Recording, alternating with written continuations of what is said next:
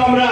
সেই মুনাফিক বেঈমান বিশ্বাসঘাতক, সেই মুনাফিক বেঈমান বিশ্বাসঘাতকরা আবার ষড়যন্ত্র করে বাংলাদেশে আমরা দেখতে পাচ্ছি সেই যাদেরকে আমরা পতাকা দিয়েছিলাম তারা আজকে যারা স্বাধীনতা বিরোধী করার কারণে এখন পর্যন্ত জনগণের কাছে তারা ক্ষমা চায় নাই, তারা শহীদ মিনারে যায় না, জাতীয় স্মৃতিসৌধে যায় না, তারা জাতীয় সঙ্গীত গায় না, তারা কিভাবে বাংলাদেশের নাগরিক হতে পারে? তারা বাংলাদেশকে স্বীকার করে না এখনো পর্যন্ত।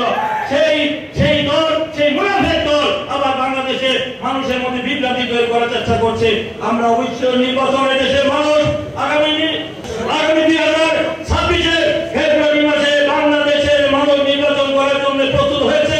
নির্বাচন কমিশন ঘোষণা দিয়েছে, ঘোষিত অনুযায়ী এই অন্তর্বর্তীকালীন সরকার ঘোষণা দিয়েছে বাংলাদেশের রাজনৈতিক দলগুলি প্রস্তুত। এখন কোন অজুহাতে কোন চাল বাহানা করে নির্বাচন বর্জন করা, পণ্ড করা, প্রলম্বিত করা যে ষড়যন্ত্র, আবার ফেসিবাদের অপশক্তিকে বাংলাদেশে পুনর্বাসন করার যে ষড়যন্ত্র চলছে, দেশি বিদেশি চক্রান্ত হচ্ছে, সেই চক্রান্তের সাথে যারা জড়িত থাকবে তারা জনগণ থেকে বিচ্ছিন্ন হয়ে যাবে, ইতিহাসের আস্থা করে নিক্ষিপ্ত হবে তারা, বাংলাদেশের জনগণ তাদেরকে মেনে দিবে না।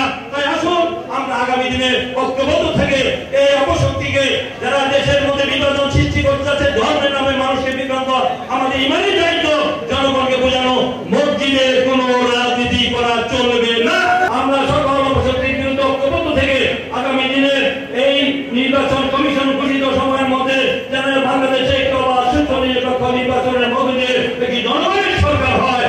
আমাদের শেখ হাসিনার বিরুদ্ধে, স্বৈরাচারের বিরুদ্ধে মানুষ আন্দোলন করে শেখ হাসিনার পতন করিয়ে এই ফেসিবাদকে